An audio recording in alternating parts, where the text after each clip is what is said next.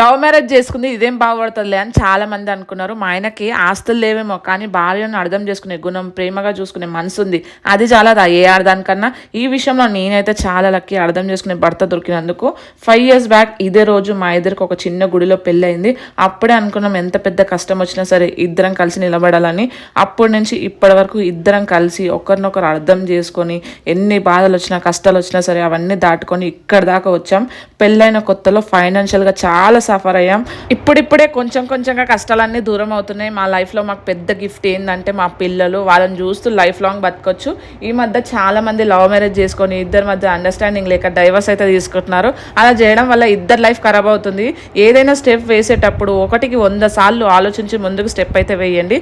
Life అనేది చాలా చిన్నది, ఉన్న దాంట్లోనే హ్యాపీగా ఉండడానికి ట్రై చేయండి. అప్పుడే మా మ్యారేజ్ అయ్యి 5 years అవుతుందా అనిపిస్తుంది. ఈ 5 yearsలో బ్యాడ్ డేస్, కొన్ని గుడ్ డేస్, ఏదేమైనా సరే 5 years లవ్ మ్యారేజ్ లైఫ్ అయితే చాలా బాగుంది.